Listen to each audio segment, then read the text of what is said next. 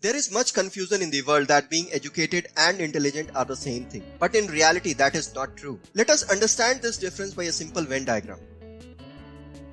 We will draw a bigger rectangle which represents the general population. Then draw a circle in that which will represent the mass who are educated. Then draw a second circle overlapping a part of the first circle. The second circle represents the intelligent people from the population. You will notice two facts here. First, you don't have to be educated to be intelligent. Second, you don't have to be intelligent to be educated either. And it is true. You will find many people around you who are not educated but are intelligent and vice versa. Now you may question why education cannot guarantee intelligence. To understand this, let us first understand what is education and how it is acquired. As per Wikipedia definition, education is a process of facilitated learning or the acquisition of knowledge, skills, values, beliefs and habits.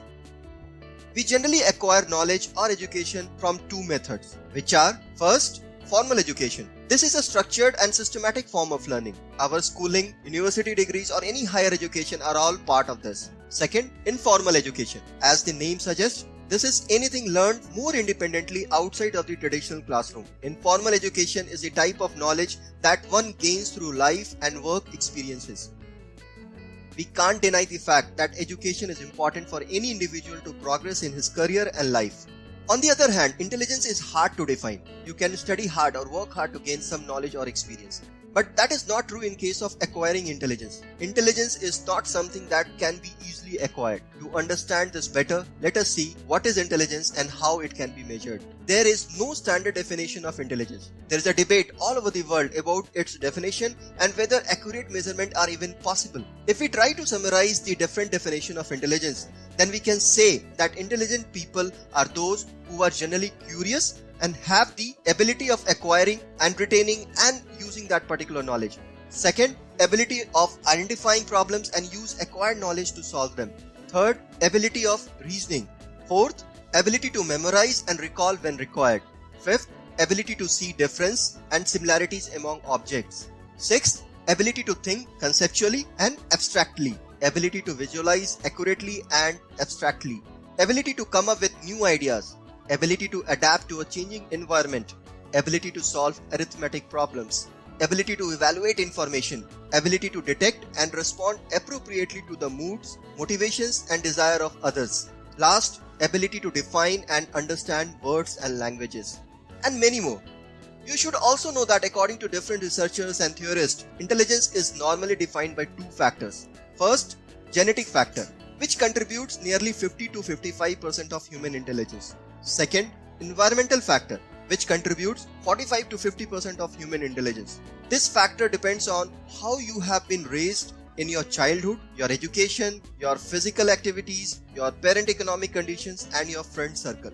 It is a fact that different people have different strengths and weaknesses. Some people can spot the differences faster than others, and others can't see them at all. This is absolutely normal. So in summary, we can say that intelligence varies from person to person. Individuals differ in intelligence due to difference in both of their genetic and environmental factors. Now let us see how intelligence is measured. Generally, a classic IQ test is used to measure intelligence, where you will generally find questions related to numerical reasoning. Numerical intelligence is the key ability wherever one needs to solve numerical problems and make decisions based on numerical information. Second, logical reasoning, the ability to analyze situations or problem logically. Third, verbal intelligence. Verbal intelligence is the ability to analyze information and solve problems using language-based reasoning. Fourth, spatial intelligence, the ability to generate, retain, retrieve, and transform well-structured visual images. Intelligence is also measured through an IQ test that primarily measures abstract reasoning, either inductive or deductive. Will often be a non-verbal IQ test. The main difference between inductive and deductive reasoning is that inductive reasoning aims at developing a theory, while deductive reasoning aims at testing an existing theory. Example of inductive reasoning can be: the chair in the living room is blue, the chair in the dining room is blue, the chair in the bedroom is blue, all the chairs in the house are blue. Example of deductive reasoning can be: bachelors are unmarried man, Ram is unmarried, therefore Ram is a bachelor. By this time, you may be curious to know that who can be called a genius then? To understand this, let us go back to our Venn diagram. Draw another circle that lies entirely within the second circle and also partly overlaps the first circle. This third circle represents the mass who are geniuses. You will notice the following facts there. All genius people are intelligent. Some genius people are both educated and intelligent, and some geniuses are not educated at all.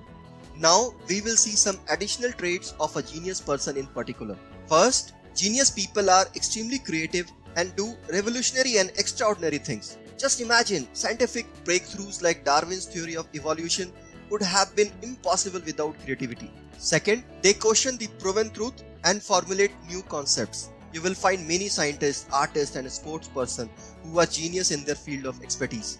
Take the example of Sir Isaac Newton, Leonardo da Vinci, great mathematician Srinivasa Ramanujan and Garry Kasparov. Third, they all are self-actualized people. Fourth, they all have an insatiable curiosity. Fifth, they are sensitive to people's feeling and thinking.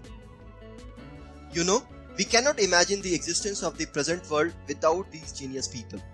Whatever technological advancement we have seen so far and whatever we will see in the future will heavily depend on these geniuses. I will end this video with a famous quote of our all-time genius Albert Einstein. He said, "Imagination is more important than knowledge. Knowledge is limited. Imagination encircles the world." If you believe that this video has added any value to you, then I would request you all to like, share and subscribe this channel. Till then, I will wait to meet you again with a new and interesting video.